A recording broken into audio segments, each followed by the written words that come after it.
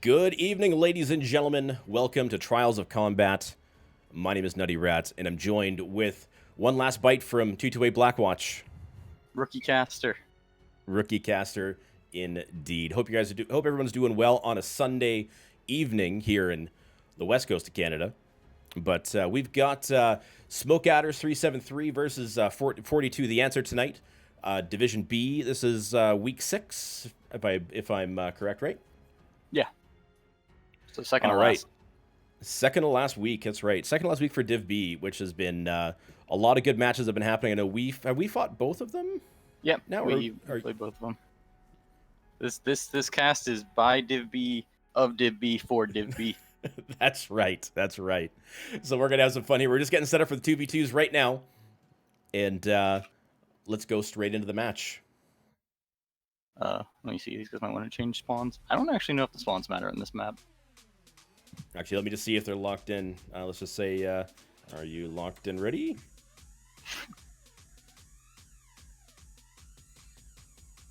I don't know if there's I can pull up the rules quickly, but I don't think that's really our call. Mind games, sure. It sounds like they don't care. Yeah. All right. All right. Here we go. Let's do this 2v2 on Boreal Reach. And what is the theme of this 2v2? One last. Oh, I mean, it's a Jaeger and a rifle mech. You'd be hard pressed to not see AC2s on at least something. I know a lot of the Div A teams were getting really creative, and not just Div A2. Heard a lot of interesting things for this, like the Hero Rifleman 2C, some LRMs. But yeah, frankly, I've never been a Solaris pro, so in all honesty, I'm pretty inexperienced with the map. So I'm interested to see what these guys do. They had time to science it like we didn't. Yeah, that's right. We kind of sent that one in a little bit. All right, Here we go. So I see 6 AC2 Jaegers for both teams. That's a spicy one. I'd be surprised if that's not XL. And AC2s on the Rifleman 2Cs as well. Looking like Rick 88 and Smoke Adders gets up high and starts getting those sending some ordnance down the range. It didn't hit anybody though. They're still 0 for 0 or 100 as far as damage is concerned. Never mind. Windscape taking a ton of damage down to 81%, 77%. Windscape's just getting absolutely focused, standing tall. Yeah, I don't think they could see Prometheus there. That's gonna be rough. Yeah, because SA is like barely even scratched at this point. Yeah, Windscape down to 68%. Let's take a look at his mech here. Yeah, opening the left shoulder quite heavily. Prometheus now standing up to take some to send some fire down. Kevster. Okay, yeah, Kevster's pretty hurt CT at this point. And Rick's pretty fresh though, so I don't know. This is uphill battle still for 42. Kevster took that strike on the chin. Oh, Windscape had some damage done to him. Did he lose an arm? He looks like he's halved. He's halved. He's down to 2 Ultra AC2s on that Jaeger. And there we go. Rick 88 takes down Windscape. Looks like Prometheus got a hit on his strikes, but yeah, I don't think it's enough. And now Prometheus is in the open, trying to see if he can get Kevster for a kill. Kevster's peeking, but meanwhile, Rick 88 is pushing forward to hunt down Prometheus.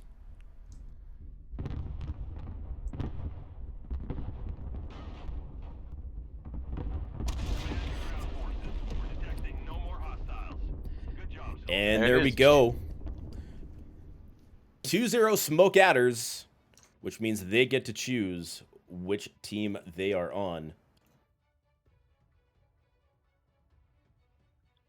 Yeah, I mean, looking at the damage there, Windscape just got wrecked.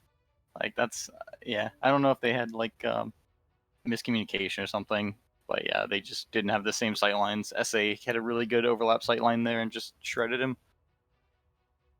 So, that's the way of the 2v2s, especially when it's all ACs. Yeah, you stand back and you shoot as much as you can. Let's take a look and see if I've got the scoreboard working properly.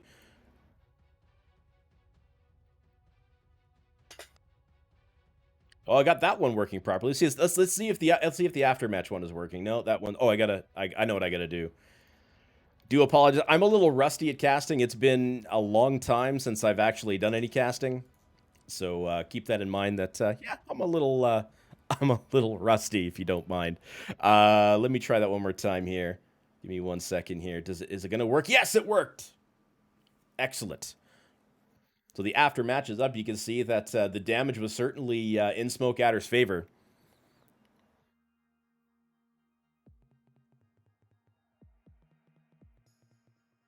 And SA is going with Team 2, it looks like.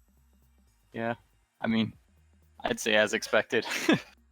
I don't know, like, in our case, we took a lot of, team picks at the beginning based on not the first map, but like the fourth or the fifth maybe. And I wouldn't be surprised if this is a pick because people don't want to play Team 2 Alpine. But we'll see. All right, so let's talk. Favored. So let's switch over to the map strat here, and let's talk about the first map. Let me get this. Let's get this switched over to Solaris. And I'm gonna draw purple so we can tell each other apart.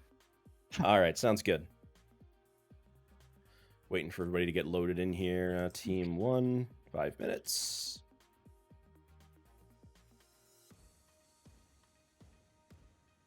All right, so 9/11. Yeah. With Solaris, we're on Kappa, I believe. Is it Kappa or Epsi, this one? Yeah, Kappa. It's Kappa. All right, so what do you predict that you're going to see on this? Oh, well, knowing what these guys like, I think 42's been pretty just push heavy in decks like this and drops like this. And they've got what the Team 1 side, and SA's done a mix, I think, between push, having some Overwatch. Well, we know and we've seen a lot of like these two buildings being used, the Echo 3 building and the Delta 3 building. So Delta 3 has that nice like waist height elevated platform that gives you view over the point. It's a really good range. Where's the circle tool? Yeah, you're looking at like 500, 600 meters. That's primo for most like DACA and laser bomb. So definitely you could see something playing off of that, like a heavier medium for 42. Other than that, I'd probably expect a lot of like JJ capable mechs. I think people have recognized here that if you don't have jump jets, it really limits where your guys can go. So probably like urban mechs, because it's good. The Mistlinks, Panthers have been really popular. The medium, I think, is going to be what's going to be the really flexible spot for both teams. That and the heavy. I've seen a lot of different things taken there. All right, excellent. So yeah, we're just waiting for everyone to get loaded in right now. We got 42 just getting their team together. Each team, of course, has 5 minutes between each drop to select their mechs to swap teammates in and out.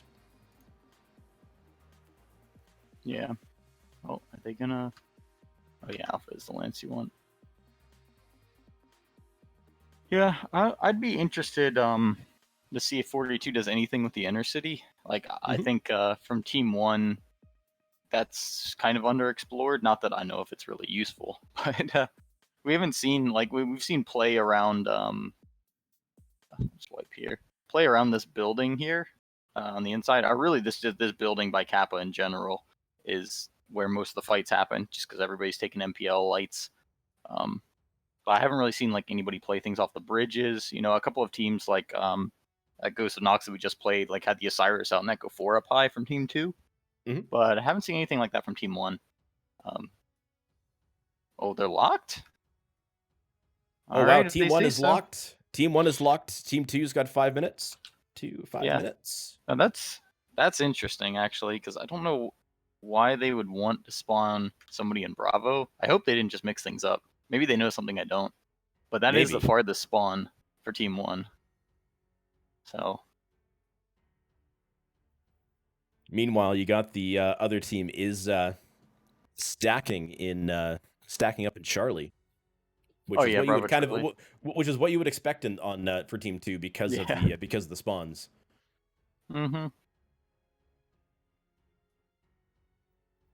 All right, we're almost locked up and ready to go for what is now the first full drop of the night.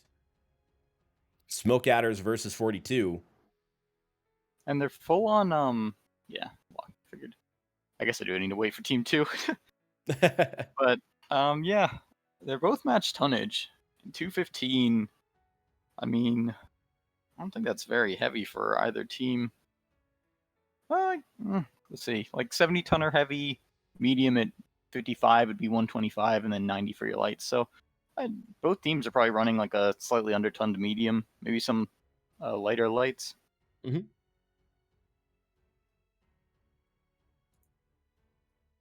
So they are on. I gotta change this because they are on.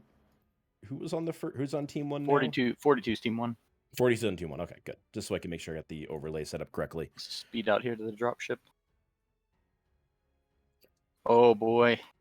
I don't know. Can I start reading them off even though we haven't even started the match? Not quite yet. Not quite yet. Let's just wait. Actually, now you can. Now you can. We can see them all. Yeah. No, that Nova Cat is an interesting take from 42. I need to see what's on that. And Night Gear from Smoke Adders. I don't know. I guess that thing can make the jumps up, but that's gonna be kind of slow. So might see 42 manage to snag the cap here, even though I think it's widely considered that Team 2 has the better spawn for it. Yeah, looking at the Team 2, you got a New Zeal, Wolfhound, Mistlynx, Nightgeyer, and an Urban Mech. Oh boy! Course, all right, so the venerable K9. This Nova Cat has dual LB20 and a PPC, so I guess that's like a Thanatos like surrogate, and then the Veagle's got double LBX 10 and PPC as well. Yeah, Mistlynx is Hero, which is cool. It's always good to see Hero. Like on the Nightgeyer, by the way, it is the Goss PPC. Oh. Hero, so they're going for Hero, the mech. So they're going for absolute range here. 42 is running the Fire Starter, which you do not see often. I guess that's just for the JJs over the Wolfhound, but he also has one medium mixed in with the MPLs. Lurch is trying to get a sliver on the cap and get some fire from the K9. Lurch drops away really fast because he realizes that he is way outnumbered. Prometheus and the Mistlynx is wrapping around way behind, pulling off the Smoke Adders, Mistlynx, and Wolfhound. Meanwhile, you got the Nova Cat trading with the Nightgeyer at range. The Uziel is popping up and looking for shots. Big strike on Kappa. Oh, I don't like how far back 42's Veagle is sitting. Like with LBX, especially with two of them, you're just not going to be hitting much at that range. Oh my goodness, I didn't realize he was back that far. Oh, there's a 1v1 happening with the Mistlynxes right now on that Echo 5 building, I think it is. Oh, look at that. Let's see if we can get going.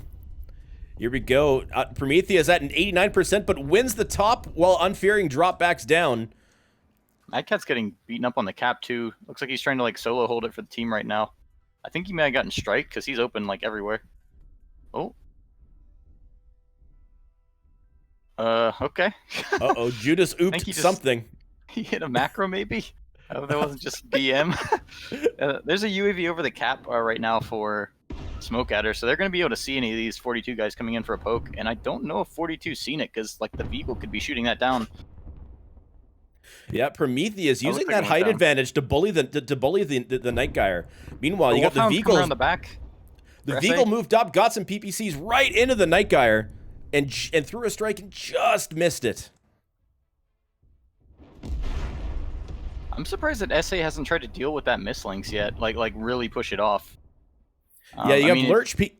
You have Lurch peek on the left side here, looking for that Mistlynx, but with the Wolfhound there, he says it's 2v1. He's saying I don't want to have anything to do with that. Meanwhile, the Nova Cat moves right up to the cap. Yeah, I mean, Nova Cat's halved. Super beat up though. Nova Cat's halved. He's one click CT. I think he's been eating too much from that Night Gear. Just really needed to play tighter. Yeah, no one's been able to touch the cap quite yet. 6 minutes and 45 seconds remaining in the match. Yeah, this is pinky. Oh, and yep, there's the pick on the Nova Cat. Nova Cat goes down, which gives 42, gives Smoke Adders rather that the advantage that they're looking for. That's a lot of guns taken off. Therax moves in and takes a sliver on Kappa. Oh, I think Unfearing got moon jumped, so his legs are going to be hurting. But yeah, 42 is kind of getting back into a corner right now. They definitely need to consolidate and start picking off these lights, like the Irby and the Wolfhound on the left. This could go their way. Yeah, the 42's Mistlynx is kind of sitting way back now, but he's not really doing very much. What? Yeah, Potato got picked in the Irby. Yeah. And Zudakai picks out the Mad Cat, or picks out Mad Cat. So both canines are now off the field. Prometheus that trying to Wolfhound is in a lot of trouble. Night Gear's open both legs. Prometheus might be able to take him out here. but looks like Oh, SA's look going at back to try that. to assist. What was that? 3-on-1, but the Mistlinks gets away, but not a lot of it left. Oh, there goes the gear. And Prometheus takes out the gear even with only half a mech. Zudakai falls up with a kill on Therax. We're at a 2v2, but Smoke Adder's advantage right now. They're just not as damaged. Oh, yeah. They're real fresh compared to 42 right now. Zudakai's pretty fresh in that Veagle. Actually, the Mistlinks has opened both legs. A good shot here. He could really pull this back. Right Oh, torso wow. from the Mistlinks too. That Mistlinks just took those PPCs right in the face. Yeah. Zudakai needs to hit a leg on that Mistlinks and just get it out of the fight. That Uziel's really squished right torso as well. Zudakai's legged, though, so he doesn't have a lot of mobility. He's legged, and oh, there we go. Yep. He goes down. And then now it's just down to Prometheus. And yeah, there it is. Judas takes out the kill. And for some reason, like, why don't... Oh, yeah, never mind. I'm looking at the reversed caps. No, it wasn't. Why didn't they just win? Okay. They had a cap advantage and no mechs left. Yeah. So GG, that was actually really close. I'm surprised considering that 42's Novacat got picked really hard that they were able to pull it back that tight. Yeah, that was a really good match. All right, let's go ahead and take a look at those damage numbers. Yeah, so pretty even spread for both teams. Both teams just had one person that was kind of out in front. For SA, that was the Wolfhound Therax, which I don't know if that was good strikes or... I mean, I saw him dancing around the backs of the team. I think he got a lot of good burns on that inside angle. And Zudakai with the Veagle, once he moved up, it looked like he was actually getting a lot of shots from that center building. But other than that, it was pretty much, I mean, really even, like a difference of, I don't know, 100 damage maybe, like total, 200. SA just edged out a little bit. That Novacat not doing much, and Nike didn't even do actually that much for SA either, so interesting match. Yeah, absolutely. All right, let's take a look here. So, am I getting this right? I'm getting this right. 3. I'm probably getting this absolutely wrong, but we'll deal with it. So 42 gets 3 kills. Or pardon me, 42 got 5 kills and I'm getting it all mixed up, which is terrible, which is absolutely terrible.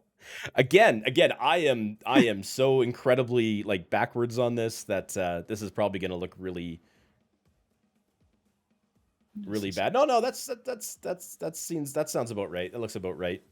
I hope. Let's take a look at the aftermatch. Let's just take a look at that. So yeah, there we go. 42. Actually, no. 42 has like they actually the entire team got killed on 42 side. Yeah, 42, but they got the loss, not the win. Duh. Don't mind me.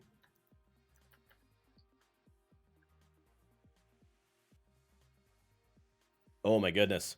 This is a bit of a little bit challenging to get back into the habit of casting again. It is, especially and also because it's a Div B match, right? We're casting people that we've played against. Yeah. All right, we want to do a map strat recap. We just moving straight into the next one. Let's go. Let's do while they're starting themselves up. Let's do let's pull up the map strat here. All right, I'm gonna give them the 5-minute warning, so we should be able to move in. I give them an extra minute anyway. But yeah, for 42 had an initial setup. They all came up. Bravo I guess that was their Mistlink. So yeah, I guess that was his plan. Was he came in something like this and hopped up on that building. I didn't see his exact route. He might have snuck through Theta, because I was looking through all the buildings, but he moved up that way. Then they had the Vapor Eagle sitting really deep. The Novacat, I think, came up on this building, which, yeah, I think he very quickly realized was bad. And then they had their light pack kind of dancing around in front, whereas SA went with the interesting left-handed night gear actually in the low building. Maybe it was out here. And then had everything else dancing around in that low area in Echo 3. And then, yeah, eventually you saw, the bunch of skirmishes just happening all over this whole area. And I guess SA pushed up towards this side. 42 also forced the issue on this side, and then you had to fight over that building, which is kind of interesting. I don't think at least in our match, it did not play out nearly like that. We saw a lot more fighting on the inside. These guys played it over and outside the cap a lot. Yeah, there was a lot of good fights like right in that like right in kind of in this general area, right? Like it was fight central. Well, there was a small little skirmish kind of back in here. Oh my goodness, this poor map strat. I'm just gonna do this for a second. There was like an attempt to have a skirmish back here, but about the only thing that we really had was we had the 1v1 with the two mislinks kind of up here in Echo 3, which that was certainly fun to watch. It's like even though the mislinks that fell off the top was more damaged, you know, the part that stayed on the top was more damaged. The healthier mislinks just couldn't stay up there. You had to jump down and run away. No, I was interested that or I'm surprised that Prometheus lived that long. The gear didn't just like pop it up there and blast him. I thought SA would do something like that. It might have actually made it a little close to their favor, but I think 42 did a really good job of keeping all of their lights and whatnot fresh. Like the Nova Cat was really the only thing that was really beat up when they came through the middle of that match. So, all right, moving on to it was all right. So moving on to the next map, which is Canyon Network. Yeah, I had to look up our sheets for that one. So Canyon Network, this is the fight for Epsilon. This is the fun side of the map. So what do you think we're gonna see here? We're probably gonna see people kind of in Trash Pile and probably here in Echo 5. Oh yeah, undoubtedly. I think the where you're gonna see a lot of flexibility in play is this side with the lights. I mean, those Trash Pile and what we call Bucket Hill and Echo 5,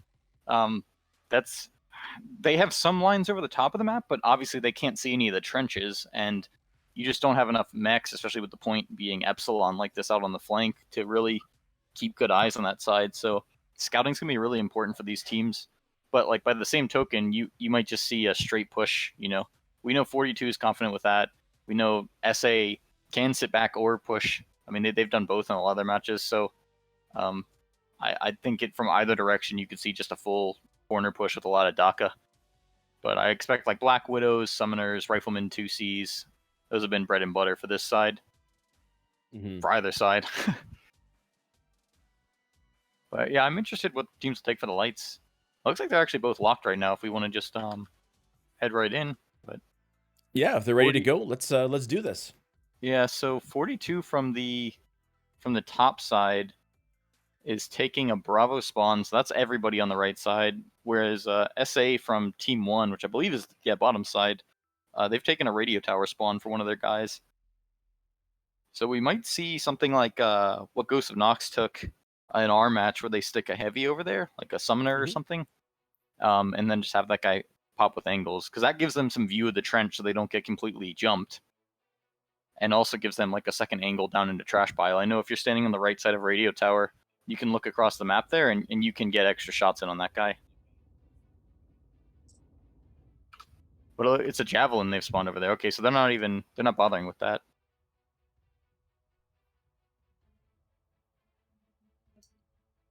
All right, so I'm over here in the red team. So if you're over on the blue team, why don't we start with Smoke Adders? Yeah, so Smoke Adders bringing Grasshopper, Black Widow, Rifleman 2C. So pretty standard stuff.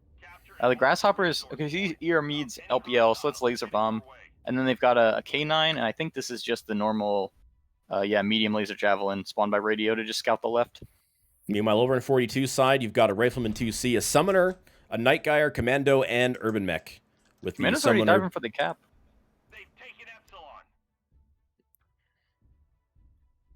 Let's take a look here. Yeah, Flynn Hassett gets that early cap on Epsilon and pulls back. Meanwhile, Smoke Adders are still working on getting into position. Okay, so this is actually... They might do what I'm talking about here. Smoke Adders has both their lights at Theta, and I don't know if... Yeah, they might just be there for scouting. It looks like they've identified that, 42's all basically in that corner. They could make some movement here up the trench and be aggressive if they wanted, but, I mean... They might need to at this point with no cap control at all. What's this? The Commando's scouting out the two lights right now. He's gonna piece that corner, run right into the Javelin. Dude, Aquanautas had to feel that, right?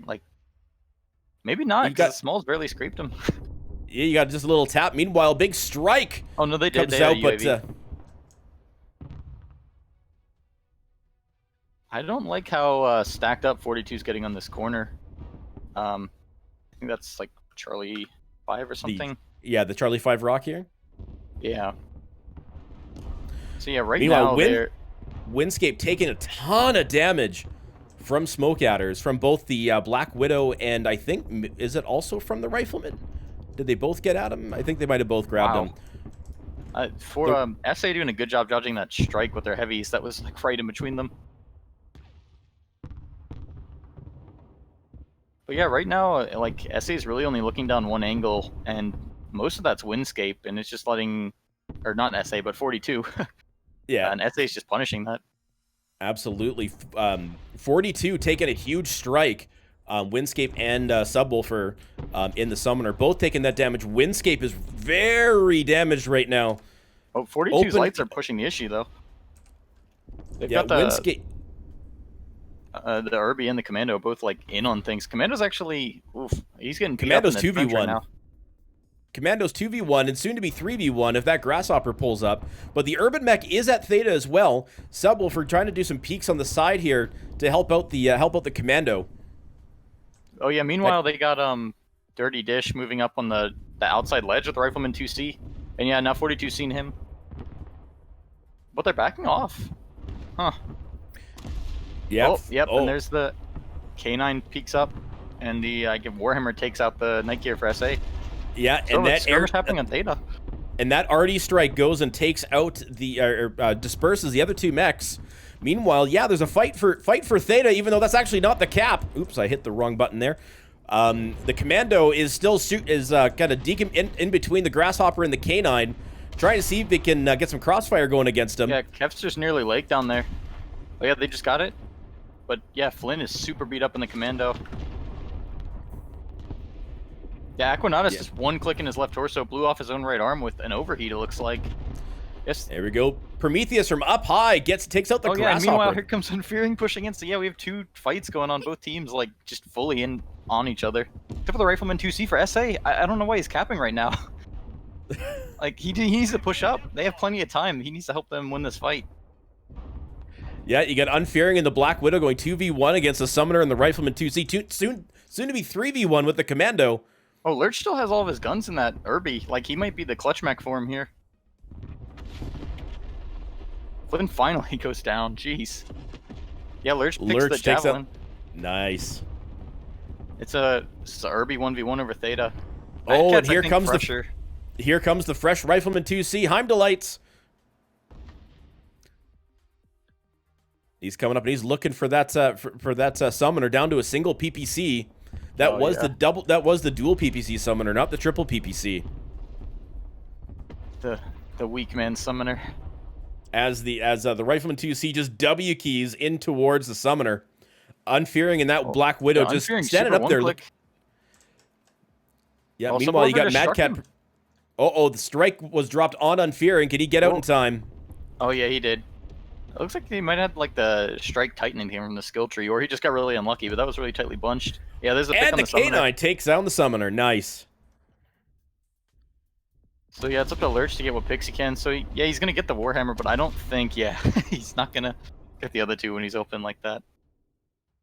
Another pretty close game though. That was really chaotic in the center there. Oh, absolutely. That was a lot of fun to watch. Yeah, I think. Meanwhile, Heimdallites shoots the wall. Let's enjoy the fireworks here. AC2 macro, hacks, No, I think 42 really needed to spread that Summoner out. Like that thing shouldn't have been playing off the same rock as the rest. If that guy had gotten away from Smoke Adders there, that Rifleman would have never caught him. Like if he had been able to break more of a gap, which I think was just that he was on that rock for so long. I think he also could have rotated around to the center cap, maybe help the lights take that fight, because they had some really good shots there. And SA made pretty clear that they were okay with just not going around the corner in Epsilon. Like they definitely wanted to force the issue up the inside. But yeah, I mean that was really back and forth. A lot of mechs just hurt for a while. I think the damage spread of like what mechs were hurt was all over the place. Yeah, let's look at those damage numbers. Yeah, so Aquanatus, I think he just early on in that light fight did like I don't know what caused him to overheat, but he cooked off his right arm. I think probably hurt his own internals down to as hurt as they were, and clearly got beat up on Theta. Yeah, him and Kevster were the first two things focused down, so their damage got nuked. Unfearing pulling a lot of damage, 612 on the Black Widow. Meanwhile, on 42, actually pretty even spread. Windscape and the Night Gear getting the lowest just because he was getting focused on that angle really hard. And Lurch and the K9 putting in a lot of work being the last man standing. But yeah, I mean, there might have been strikes that contributed to some of these damage numbers we saw. Was that Windscape got picked by a strike, I think? So I'm pretty sure. Yeah, he got picked by a striker. Police got really damaged by a strike because I know there were a couple strikes that were sent on him, and certainly like he got damaged pretty early. He was halved fairly quickly. Yeah. So it was and that was a tough location to be on in that Charlie 5 hill. Yeah, but I mean, all in all, again, the damage is pretty close. I mean, I think SA edged out by a couple hundred or 200 at the end there. All right, let's take a look at this. Let's take a look at the scoreboard here and see where we stand right now. So Smoke Adders, they took the 2v2, and then of course the won the first two drops, getting all 5 kills. 42 picking up some points as well, so it's currently 22-6. So looking at the map strat. Oh yeah, I swapped it over to Terra. Rip. Come back. All right, so the biggest surprise for me was seeing a lot of the fighting here. Not so, and I guess we could add that little spot. Dramatic load time. Yeah, right? We could. Sorry, go ahead. No, I was just agreeing. Like 42 went significantly standoff with their deck. It was like both teams were afraid of that Epsilon corner push and took, or maybe they just wanted to trade, but they both took very conservative standoff. 42 definitely had a little more dive potential with that commando versus like the poking potential of the javelin. But I mean, that was almost a near like mirror match. I mean, the summoner also gave them a little more. Yeah, that was interestingly balanced there, where SA took a brawlier heavy, but a pokier light. But yeah, I mean, I expected some light plays to come around there, but I didn't imagine like the heavies would pull out that way, and it would be that much of a fight over Theta. But yeah, I mean, you saw kind of the standard setups here for both teams of something like this on the Epsilon side. But yeah, it was interesting that then they sent mechs, this way from either team rather than around the corner. But it's vying for position. If you can get Theta, you open up that whole side of the map, then you can just sweep into the last two. And both teams, like it seemed like they very clearly wanted to cut off the riflemen for the other team and just move away from it.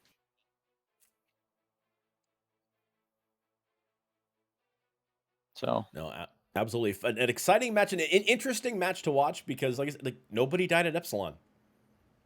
Yeah, nobody. Even Flynn got the super easy cap too. I think they probably took the commando in part for being able to sneak that, but yeah, he just easily took that. I guess they didn't even seem like they cared about it. Yeah, no, that was fantastic. So now we're just waiting for the teams to lock in for the next map, which is Terra Therma. Yeah. So, oh boy, Terra Therma. I think what the meta has been, especially for this weight breakdown, is a lot of DACA, and then maybe like a MPL Wolfpack for both teams. I know you can do the cheeky LRM Volcano and hop up the top there in Fox 6 with a medium. I mean, an assault could, but that's going to take you a year, and you probably won't have like health down low to hang on. But we could see that. I think that's a team one play. Otherwise, I'm expecting, some sort of assault sitting back in, Hotel 6, Hotel 7, maybe up Gulf 6, 7. From Team 1, there's a lot of flexibility, but a lot of people just like sending assaults over here to the Fox 8, Gulf 8 Theta entrance. It would be interesting to see if 42, I guess, is Team 1. Yeah, if they try to split up their mechs and put something in Fox 7 that has some sort of Overwatch or DACA to look across the center. I know you can do those split angles, but with the 3 mediums, you got to be super careful of Team 2 just making a push right across, right, or on the back. Mhm. So the things to watch are definitely gonna be this back angle here, Golf 8 to Hotel 8. You can see a lot of cheeky plays around there.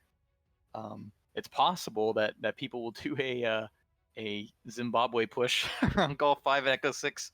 Maybe try to get in the back with a medium. I mean, we know SA has really loved that black laner in the past, so that could be something they go for. But otherwise, I expect to just see people slugging it out over top of Theta.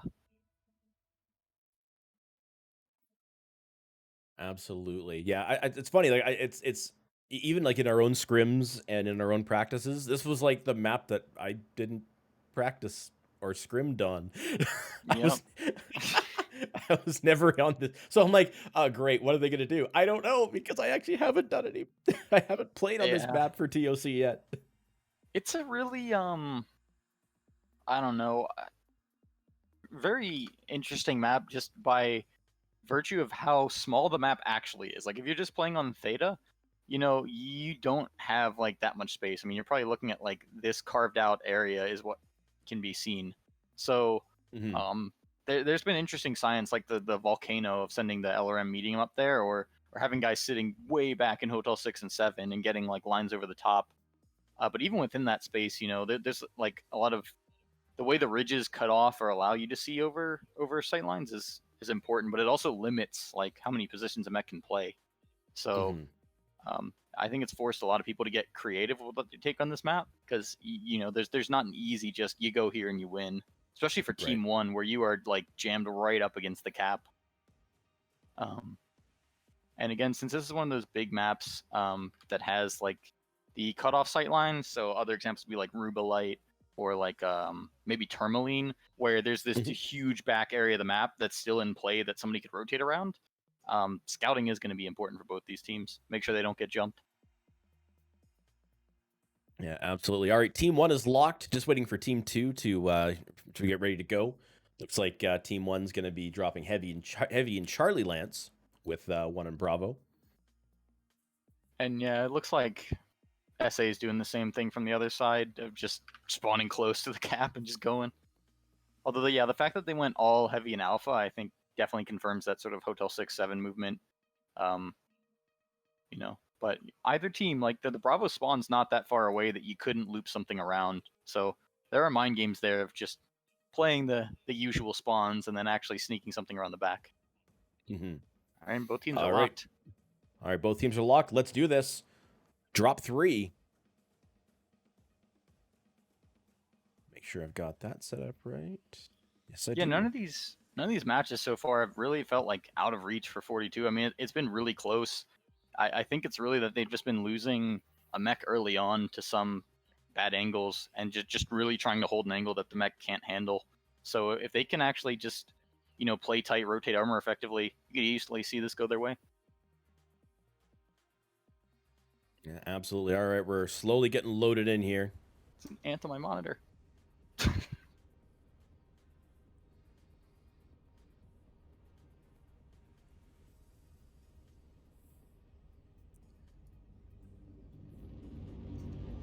Yep, and there it is. Annihilators out of both teams. Not surprising. All right, looking at 42's team composition, we've got a Vulcan. Well, yeah, Vulcan, an Assassin, Annihilator, Vapor Eagle, and a Blood Asp.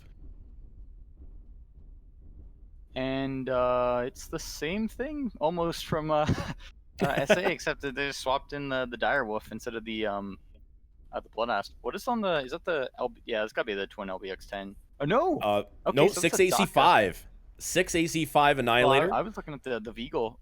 So 42's opted for a DACA Veagle, like full AC5s and 10s, whereas SA's got the sort of traditional dual LB10 with a peep. Mm-hmm. But yeah, also the assaults are different. So Smoke Adders has gone for full AC2s, which I think makes sense given they've got that backspace Hotel 6 to back off to. But 42's opted for I think what all 5s, right? Maybe some 10s For on the their blast. Blood Asp has 5s and 10s. The Annihilator's all 5s. And we got Potato just kind of hiding there in front of the Assassin Judas. This is all right. So yeah, 42 or huh? Wow, that was fantastic. Judas, I don't think realized that Potato was there. He just kind of sat there. Oh, so that's an SRM Vulcan, huh? Yes. So Snowcars is being very cagey with the cap. I think at this point, yeah, UAV up. They don't know where 42 is going, but they got to be suspecting this backside push. Yeah, 42 stacking up in Gulf 8 here. Yeah, no, that the Annihilator. Oh, Annihilator's worried about the other backside. Yeah, they really don't know. Judas is coming back around again, I think. not looking towards the push. Okay, so they've just seen it now, yeah, because they got shots out on the mediums. Yeah, the Direwolf is hanging way out in the back. The Direwolf will probably saw the rotation first. The Direwolf getting some damage down on the Veagle. This is a very big spread for SA, and that's going to be a problem for 42 trying to push in here. Although the Annihilator doesn't really have lines on where that Blood Asp is. If 42 can really just hammer on this Direwolf, they should be able to take him out right here. Yeah, Windscape is essentially going 1v1 against that Direwolf, but losing, and he exposes himself to the Annihilator from his right. Meanwhile, the Vapor Eagle the Vulcan rather, and the Assassin and there goes the Dire. Charges the Direwolf and takes him down. There goes the Blood Asp, so there's the trades. I think SA's got a better bunching with their mediums, but 42's trying to regroup here, it looks like. No? Okay, so they're splitting 2 and 2 right now. Yep, but the Vulcan and the Assassin. Again. This will be fun to keep track of. Okay, yeah, he ate something from a strike, but I think he's still pretty good. Yeah, Prometheus is I think looking for the Annihilator so we can start chewing him down. No, he's on the Veagle entirely. But yep, there he goes. Yeah, Unfearing's just lighting up Prometheus right now. Yeah, Unfearing basically has kind of, unfettered access to everybody at the moment, but cutting the Annihilator in half. Yeah, I think they really need to be, like, healing with Unfearing. He's just going to come in here and run the show. Although, SA's, yep, there goes the Veagle. Assassin's both legs open for 42. He's super beat up. Yeah, the Annihilator's just standing there completely unchallenged while Captain Judas takes down the Assassin for Assassin. Kev's just pretty beat up in the Vulcan, but yeah, 42 doesn't seem to be going after him. I guess I gotta go for the Annihilator at this point. Yeah, the Smoke Adder's Annihilator down at 63%, still has all of his weapons. Oh yeah, that shutdown's gonna just be lethal. Right into the side of the Vulcan. Down to 38%. Potato's in a lot of trouble here, 37% and down. All right, Flynn is the last remaining 42 pilot alive here. I don't think he's gonna be able to get a pickup with those UX. Yeah, I think he jammed up anyway, or they got crit, one of the two. Yep. There you go. SA takes another one. Again, yeah, that Vulcan was super beat up. Annihilator was open CT. Assassin was pretty fresh. That was kind of tough to even cast because it's like just farming. Well, these guys are making these matches tough to cast. They keep doing these 2 engagement strategies. Yeah, I mean, there you have it. You can't just let an Annihilator with ACs and LBs stand out there and just click on people. I don't even think he clicked. He probably just set a rock on his left mouse button and then just pointed. Like, I don't know if he stopped firing. But yeah, I mean, Potato doing actually pretty good damage in that Hero Vulcan with the SRMs there. Prometheus getting good damage out in the Annihilator. Windscape again just getting picked apart in that Blood Asp. He was just too far ahead and needed to like let people rotate in armor for him after the Direwolf tore him apart. But yeah, no, absolutely. Like, Annihilator just hard carry, which is really all they needed, right? The mediums just need to screen. Yeah, absolutely. Oh, there's even on the 42 side, they had a bunch of team damage. Prometheus with 21 team damage, Windscape with 10. I'm not sure if it was a bad strike or if it was just crossfire, but yeah, there was a little bit of team damage happening on the 42 side in as well. Yeah, 21 with an Annie that sounds like it could have been like an AC 5 shot that just went astray, and then like 1 point of bump damage maybe. Or it was a strike. Either way, yeah. That's not game changing, but definitely rough. I mean, there was so much chaos in that fight though. Oh, absolutely. All right, so a quick peek at the scoreboard here. So we're sitting now at 3 wins for Smoke Adders. This is in addition to the 2v2, but for the main drops, you got 3 wins. And 5 kills for each win, and this Hold time on. 42 only took 2 kills this time. So Team 1 for SA, yeah. These guys are mixing me there, up because I keep leaving the lobby. so not a very good performance by Smokeadder so far. We've got 2 more drops here to go for that 42 can try to turn this around.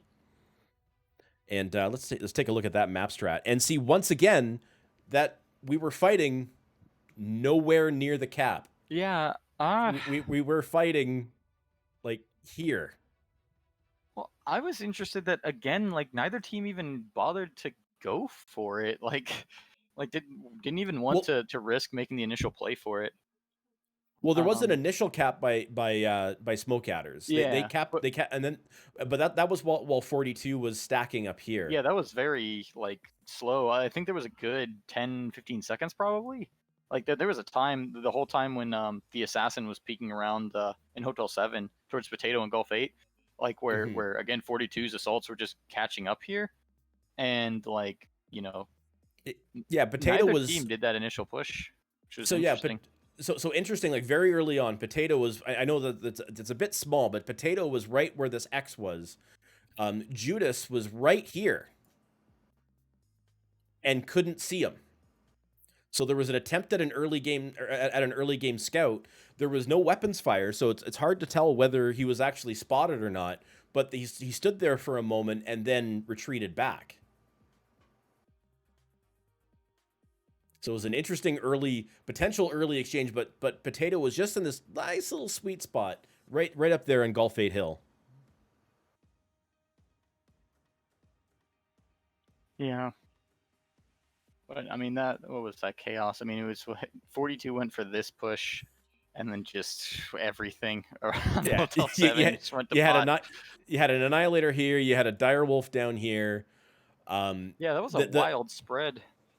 I think what was kind of the undoing is Windscape in the Blood Asp when he was basically more or less 1v1ing the Direwolf while the other 2 mechs were kind of Hmm. moving up to flank him. What he did is he actually there's this ridge here. Yeah, he stepped too far And, forward. and he stepped here, and as soon as he got to this point with the Direwolf there, fully exposed to the Annihilator, and the Annihilator just kind of laid into the side of him. Yeah. No, I'm surprised that 42 didn't make a play for Theta.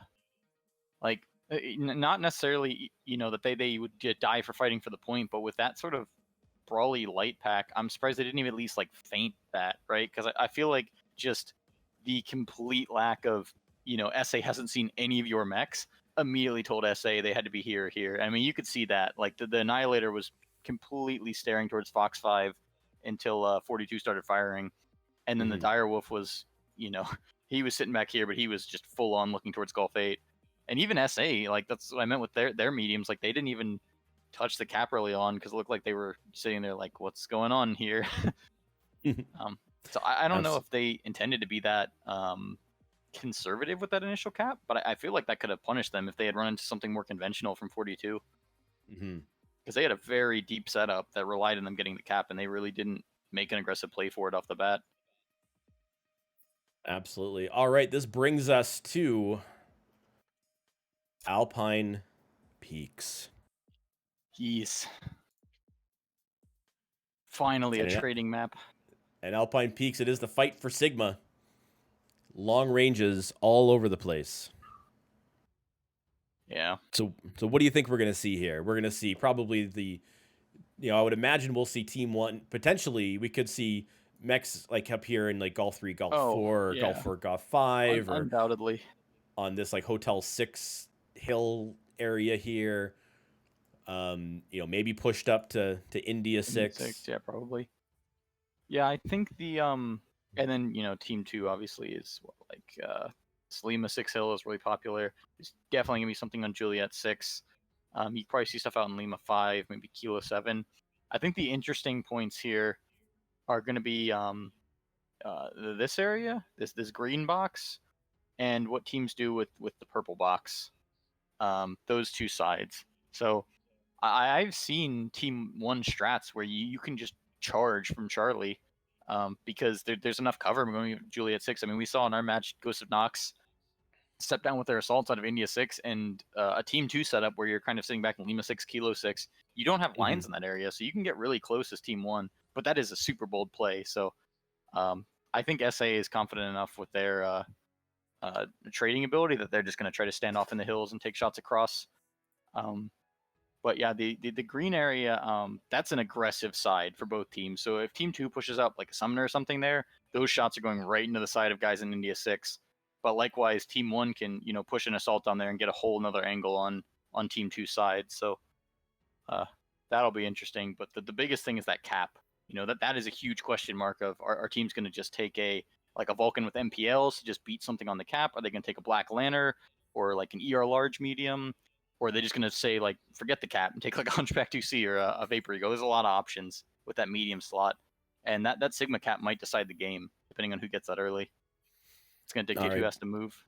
Absolutely. All right, both teams are locked. I'm just going to let them know that's going to say let's go. So let's go ahead and launch the Drop 4 Alpine Peaks. 5 minutes to lock, casters. The chat that you folks can see. All right, make sure I've got the overlay set up properly here. Smoke Adders is now Team 1. There we go. Both teams went full heavy side Charlie spawn. So that looks like Charlie Bravo. That's pretty standard just stuff for this map. If you see something alpha, that would be wild, but it looked like they're doing the usual.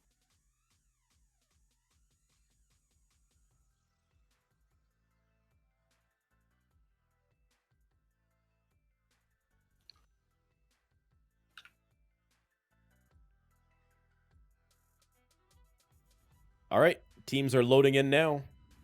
So I'm already interested in the Mad Cat A out of 42. That is not a variant you see very often. I think other than that, pretty standard takes. We got the Annihilator 1P, the Marauder 2C8. A lot of people like that. The Warhawk from Team 2 is a pretty bold take from 42. I think Team 1's got it a little easier because they can step that up on India 6. But yeah, it looks like Smoke Adder's taking some of the quirked IS mechs for range. I want to check what these Vulcans have. Okay, so it's ER large Vulcan out of 42, and SA is also ER large. So they've got the ER large ER Mead mixed one. It's not gonna be too much of a difference there. They still should run around the same speed as a normal Vulcan. Yeah, surprising. These guys made it very slow. What the heck? Surprised not to see very much in the way of like Hellbringers or anything like that. Something that can equip ER larges and nothing. Both summoners are dual peep, so they could be the dual peep summoner with like the huge targeting computer or something to deal with the velocity. Yeah, but here comes the light fight. So Judas is stepping on cap. I think Flynn's seen him. Yeah, I think he got the scrape, so that stopped the cap. Yeah, Flynn pulling back a little bit of damage, down to 96%, but that opened up his back, I think. Yeah, opened up his left shoulder. I think the summoner punished him there in the back. So it looks like the cap's going to go to 42, or not 42, but SA here. At least it's got to be in their favor now. I mean, if he's got cap pixel, that's going to take over any second. Yep. Yeah, Judas is being very cautious, trying to make sure he's not going to take any free damage. Backs out. This is a janky Mad Cat A. This is a really interesting positioning by 42, though. Look at that. They're ignoring the Lima line altogether. They're on the Kappa line or the Kilo line. Yeah, I think they're close in.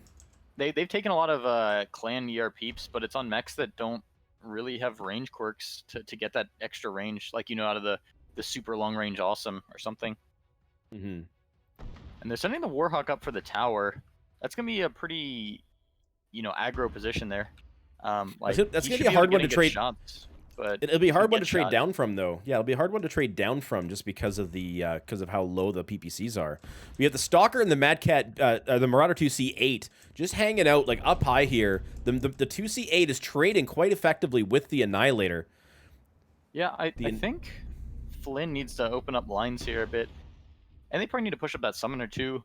Like 42's just got their medium and heavy back, sitting there trading in a usual spot that an assault would play, but with that mobility, like they could be leveraging that right now to get some side angles on SA, who's really just playing this left-handed really hard. Yeah, you got the summoner trying to take shots at Captain Judas in the Vulcan.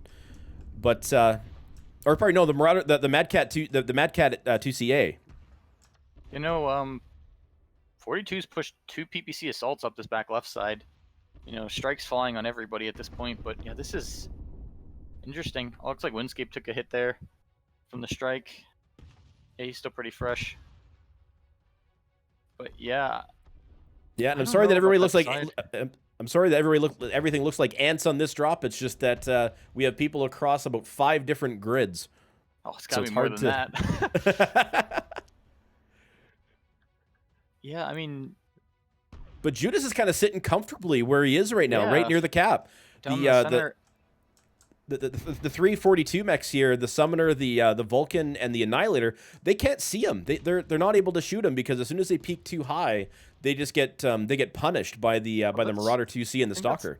The con here, I mean, they pushed up this high with PPC mechs on the left, and I mean, this is just half the problem with the PPC mechs is, you know, hitting anything that small from that range is already hard.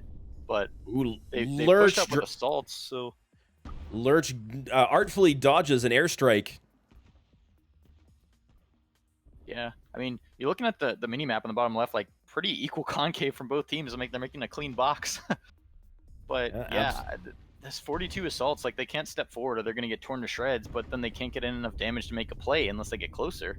I mean, both teams are sitting, with like high 70s to low 80s right now. You know, yeah, you've got sitting at 90 still. So you got Judas trying to make a play on Flynn. He's right beneath them. There we go. Flynn taking almost a full burn from Captain Judas. Flynn pulls back. The Summoner's wrapping around, but looks like he's trying to get lines on the other Summoner. Oh, so the UAV over his head. He needs to stop poking. Run. And strike is thrown to an arm PPC in the Summoner to shoot down that UAV. All right, 40. So. Flint and Lurch are making a move to the right here, trying to get sight lines on Judas and the Summoner. And meanwhile, this Annihilator's up on the other side. This Annihilator's just sitting here getting punished. Prometheus in this one Annihilator 1P. He's down to 59%. He's pretty weak all over. Open in the back. You get the Subwoofer in the Mad Cat and Windscape and the Warhawk. They're kind of they're getting some trades. Look to his left though. Like the 2 assaults for SA have pushed up really far. Yeah, there he's finally noticed. But yeah, this is going to be kind of CQC here between the assaults. Windscape needs a Subwoofer to step up with him. I think. And a strike is dropped behind. Oh, a strike barely misses Subwoofer. Windscape pulls back. But Windscape is for SA, but yeah, Windscape's open everywhere. Although at this point, like 42 is gonna need to straight up kill all their mechs and keep Flynn alive if they want to win this. The cap has been ticking for SA for so long. Yeah, 3 minutes and 52 seconds remaining, and it's 162 cap points for Smoke Adders at the moment. All right, and there's Prometheus takes out the Stalker. Flynn stepped up for the cap, but it's gonna be him and Judas duking it out at this point. Yeah, he's neutralized the cap, so let's see if he's going to be able to flip it in their favor. Looks like the Summoner and Judas both pushed them off.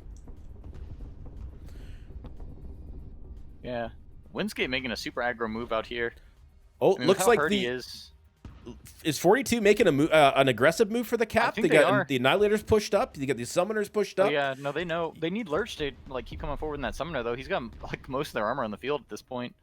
Yeah, you got the 2 assaults out in the side of the hill, moving up as well, trying to get lines on the Marauder 2C. Yeah, and Unfearing's so torn up in that corner. Like 42 needs to close the noose on that Summoner and Vulcan over there. Like, yeah, because they need to be able to go run around the map and cap. Even then, I don't know if they have time. Like they need to push up and get kills, but I don't know if they have the health to do that or the range at this point. Yeah. Meanwhile, 42 flips the cap in their favor. Shot for the headshot on the Annie. I think Kevster might actually be open in the head now. Oh, he's one click. That almost headshot him. Oh, Prometheus is aiming for it. That was so close. Wow, Kevster's one click in the head. That was a crazy effort. Oh my goodness. Yeah, he's got all his weapons still. So even though he's got his head's pretty hurting, the rest of his mech is fine. Yeah, no, I think Ye- Prometheus knew that and was just going for the headshot. Nearly got it. Yeah, he knows. You see, there's an interesting move here. You got Subwoofer shooting down and ignoring the Marauder 2C that's beside him. Yeah, I mean he's getting torn apart by that Annihilator. He kind of has to. And yeah, there's Unfearing, like he's stepping up just to remind him he's there. But yeah, those two PVC mechs are running so hot with only one side. Yeah, and there we go. The Summoner takes out the Mad Cat, leaving Unfearing by himself up on that hill, which is a really good 2v1 power on position Captain to have. Judas right now. They could, yeah, they just didn't get enough focus damage to leg him. But Flynn's pretty much hurt all over. Yeah, Judas pulling back, trying not to give him Lurch that is point. really beat up too. Both Summoners beat up and Vulcans. There goes the half for Lurch. I think that was, I don't know if that was a Marauder maybe that got him. Yeah, it looks like it. Unfearing has easy lines right now. And there comes Kevster. Wonder if, yep, good shot. Flynn goes down. And now it's just Lurch sitting in the back there. He's one click. Yep, and everyone's pushing, everyone's rotating on him. Yep, and there it is. So another pretty close 3-mech win for SA. That's a 4-mech win. But on top Is of it that, look, 4? Oh yeah. that's 4 mechs. But look at how damaged they are. Like 42 could have probably could have easily taken out Unfearing in that Marauder 2C. You know, the Annihilator took a lot of damage, so it's not like they're Oh yeah. that you know, Smoke Adders is you know, coming out of this unscathed. They're very damaged here. Yeah. So I mean, gotta finish mechs, but you know, on this map, it's less easy than on another map, right? Like this isn't a case of bad focus fire. This is just everybody was sitting at 50% come the end of the game, and SA just pushed their advantage. That's a good effort from 42 in the middle there, though. I think they lost some of those early trades, and I don't like their assaults being up there in the mountains as much. I mean, I guess you know SA did the same thing, but from the tower, the radio tower side that 42 had, that is just there's no cover, so your only sort of resistance to damage is just mobility. So I feel like that would have been a better place for like Flynn or maybe the Summoner. I mean, Summoner would have still gotten crushed. Yeah, It's hard angle to push. Unfearing that Marauder 2C8 dishing out 785 damage. I think he just that's had really good lines for the whole fight. That's what that looked like. I mean, because that mech, you know, he probably slapped a big TC in it and stuff, but like that thing isn't particularly quirked for range. So I think other things like the Awesome would be hitting for harder at that range, but or maybe with the Splash, it's pretty even actually. But yeah, I mean overall, yeah, the Summoner, Annihilator, Marauder got really good damage in for SA. Was that I think like the Vulcan, the Annie on 42 to good damage. Flynn actually putting in a lot with that Year Lurch Vulcan. I mean, that thing has like no DPS. So yeah, it just came down to who was absolutely came down to who was winning trades. That's really what it came down to. Like especially when you're looking at the kind of, you know, damage for damage, the spread between the team is very, you know, aside from Unfearing, everything else is almost identical. yeah, well, I mean, I think the bigger thing there was just, it was the cap. Like 42 and was doing pretty okay on trades. I mean, they had Prometheus took a beating there in the middle, because I think that was when the SA assaults pushed up high on the left and had some really nasty lines on him. But like, you know, 42 was doing pretty okay. They just were forced to come forward because they didn't have an answer for that initial cap. And you know, that's the curse of Alpine Sigma. Like Yeah. or really any map, like, but especially one like this where the match will just go to time if you sit back and trade, and so you have to come forward. And this time that was 42 that had to do that just because they couldn't get that cap. All right, let's take a look at the quick peek at the scoreboard, and then let's we could talk on the map strat a little bit here. Smoke Adder's taking another win, and of course getting all 5 kills. 42 only being able to pick up 1 kill this round, so that puts the score at 42-9. Flipping over to the map strat, they 42 did something that I wasn't expecting. Is that, you know, rather than, you know, collect their mechs and move this way and kind of take over this region, you know, instead they did quite the opposite. They kind of went this kilo line instead, and they kind of just fought all up here, and then they kind of sort of pushed up to there. Like it's And it was an Uh, interesting move by them. well, so there's a couple of things here. I mean, first of all, I'd say playing the like kilo line, like that's kind of the old school Alpine style of being closer. I think part of the problem was that, well, I say problem, but the reasoning for 42 was that they didn't take anything that was like extreme range. Like they didn't have a Virago, they didn't have like a Rancor, like the ERP awesome, like some IS mech that has ERPBCs and a range quirk for it are the longest range mechs in the game. I think they have like 1,000 something optimal, 1,012. Um, so because they didn't have that, I mean, you're looking at these ranges. If you're standing on Lima 6, you're already looking at 1,500 to India 6, and like already 2,000 meters out to the area where like Unfearing was standing. So they just didn't have that with those clan mechs. Like, and I think they knew that, and also wanted to make that move up Kilo 4 to open up lines because they were getting kind of bunched up on that corner, and they did a good job of spreading out. I just would have liked to see maybe their faster mechs make some more aggressive move, like to catch out Judas there. They might have been able to swing down low in Juliet 6 and get lines on him because he was sitting pretty in the center of the map for the longest time.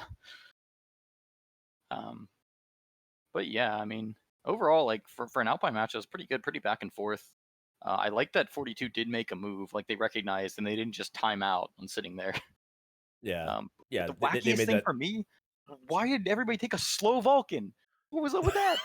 Like both their Vulcans are running 113. I think if 42 had actually taken a fast Vulcan, like 130, which you can get with the ER large, they could have made it to the cap in advance. Like I don't know if they could have gotten it because it's so hard from Team 2 to shield your legs, which this might have been why like, SA took the side they did off the 2v2. But yeah, both guys took really slow Vulcans. And they could have just lost the cap and not getting there in time. Which I mean, 42 kind of did. Like they would have been able to control that. They could have had Flynn run up in Kilo 5 and just stare down the cap. But you know, that's how it is. Yeah, no, absolutely. All right. Final map of the night is Frozen City Night, and this is instead of one. I've been a terrible caster. I haven't been actually casting out what the what the class limits were for each drop. I do apologize, but I'll start now on this last one. So this last one is a 250-ton drop. They could bring one duplicate mech if they want, but their total must equal 250 tons. So let's head over to that where we were Frozen City Night Yeah, there's so many Conquest. classics. There we go. I think I got it. Is it the right one? Yeah. That's the right one. Yeah. Um, yeah. For this, so who's on the team one? Yeah, 42 is already a disadvantage. I think team one on this map is decidedly worse. Um, team two has so many options. I mean, they can play off the back area here in Bravo 6. They can just run straight at your face. So this is an uphill battle for team one.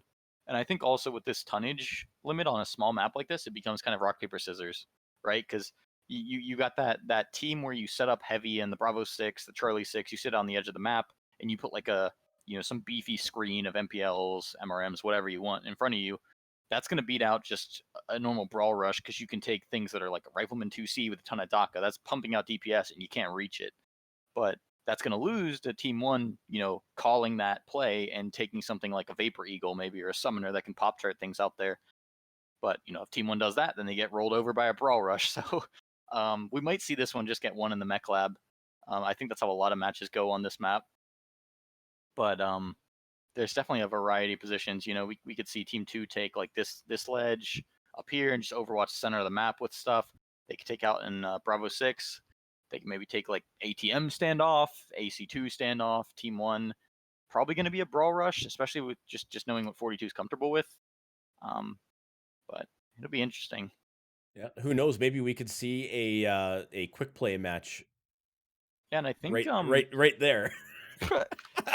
it could be. Gosh, if somebody sends somebody tunnel, that would be crazy. But I mean, looking at the spawns that 42 have snapped up here, they've already committed really hard to Charlie. So yeah, I'm not sure what to make of that honestly. Because that's got to be pushing down towards Theta, and that's either like you're pushing through and out because you really don't have lines to Overwatch from there. Your Overwatch mechs are not going to get out to the open fast enough. Maybe they're doing this to cut off mechs pushing out in the back area, but I'm interested to see what their strategy is.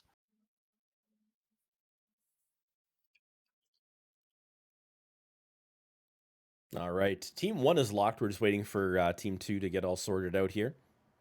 They've got roughly 3 minutes left. Yeah, and pretty much as expected. They're sitting at the full 250 tons. Not too many decks where you want to go below that. I wonder what their dupe's going to be. I've seen all kinds of things duped on this map. Vapor Eagle, 4/4 linebacker. Heck, they could even dupe Vulcans, like I think a lot of people did last week on River City. I think it was. Oh, that sounds like fun. All right, we're waiting for one more smoke adder to lock in, and then we can do drop 5 here in Trials of Combat Season 2, Week 6. Yeah. SA also going hard, Charlie, so definitely not doing an armpit push, but they could still go either inland or outland here. This is a very balanced spawn. I mean, it's pretty much the best one. Yeah, they could be both ready. They're both ready to go. They haven't announced locked yet. That's true. Both ready, but not locked.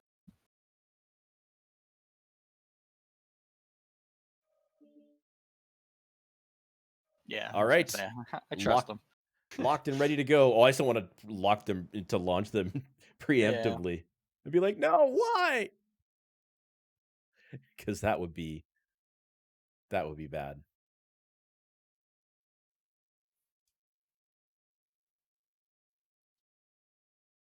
I'm still sitting here like scratching my head over those Vulcans, man. Especially SA took the one that has mediums instead of a 30 or large. It had 2 more tons, and none of it went to engine. Maybe they took like LFEs. I just baffling. But that's comp. Quite Maybe possibly. they didn't have time to build it. Maybe they're like me and they can't afford another engine. Maybe, yeah. We got to get you in comp queue more often. All right, you're on the blue. You're on the blue side, or in 42 side. You take a look into what they got there. Ooh, Arctic Wolf. It's the SRM Vulcan again. 2 linebackers. I'm gonna guess these are SRMs. Oh yeah, that's a ton of SRMs. Arctic Wolf. Yeah, it's just pure SRM push from 42, going straight up to the armpit. On the smoke adder side, we've got dual crabs. Plus a Warhammer, a Mistlynx, and a Vapor Eagle. That the Mistlynx is doing some high jumps here, trying to figure out where the team is. Looks like 42 is they're doing the quick play drop. They're coming up Charlie 3. They're coming up the other side of the drop ship. Meanwhile, you got smoke adders going towards the cap with Mad Cat. Yeah, they've taken a mix of everything I said they could take. So, yeah, they've got ATMs on the Veagle standing off, in addition to a Gauss ER Mead Warhammer, that's an interesting one. That's like a CW special. But I mean, he's got good range here. Although it's a little inside what I want to be playing at for the Gauss, so I don't know if this is the best thing here. I guess he's going for pinpoint damage on the legs. So yeah, 42. Yeah, 42. They're coming in as a big brawl push. They're just going straight at the first mech they see. Potato taking a full alpha from the Warhammer. Mediums are slowing up a little bit. I don't know why Zudikai is swooping off. They should be cutting in on this Warhammer. Yeah, instead they turn left. Go ahead. I was just gonna say SA, like they moved their screen out of the way of the Warhammer, and 42 just chased off on it. I mean, almost scored a little bit. They would have given unfearing back shots. Thankfully, Flynn and Potato are over here, trying to whittle him down. But I mean, I think they might be hitting like different parts. Yeah, it's 2v1 in the Warhammer, which is actually unfearing self-destructs. Yeah, I think that Subwoofer takes down Captain Judas. May have heated up his Gauss rifle, but yeah, it's still even for both teams. Well, that ATM Veagle is going to be crushing people. I feel like Potato is finally going in on him. Somebody needs to be in on that guy, and they need to pull away from him, really. 42 is coming at it with aggression. They've taken down 3 mechs. They got 2 left to go. Lurch is at 38%. Yep, there's but the Potato takes down Veagle. Smoke Adders is down to 1 final mech, the Mistlynx. Question is, can Lurch stay alive? There we go. Look at that. Cherry leg. Good 42 though.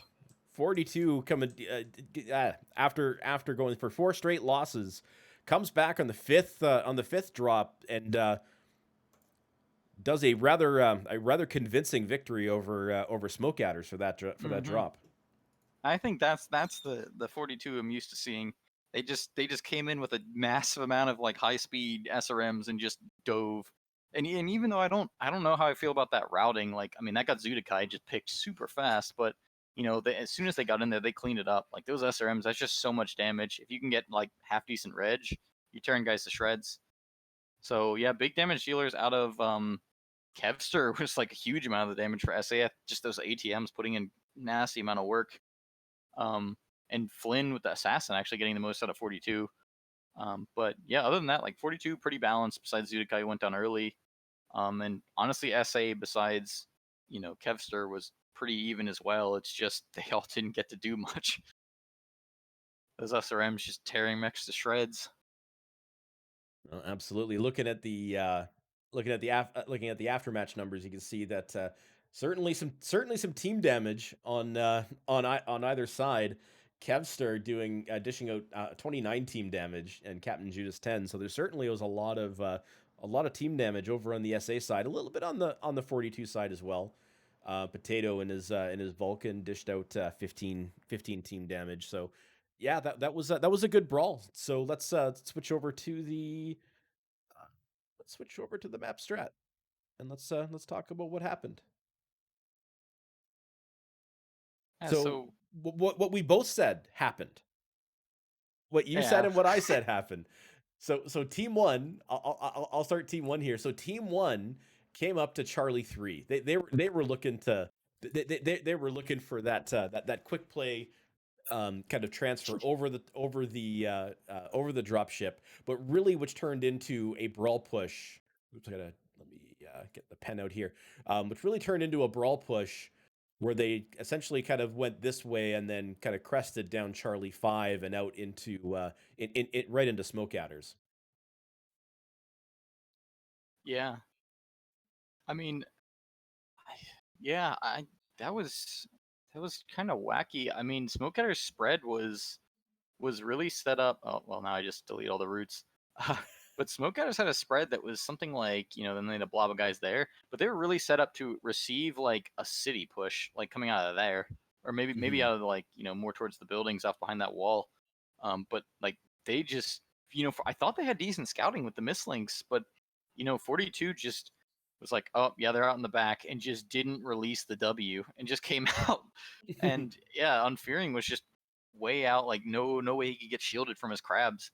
And I mean, 42 did them the service of looping into them anyway to take out the crabs. I guess because they figured the crabs have the good DPS. But even then, And like just the two SRM mechs picked Unfearing pretty quickly.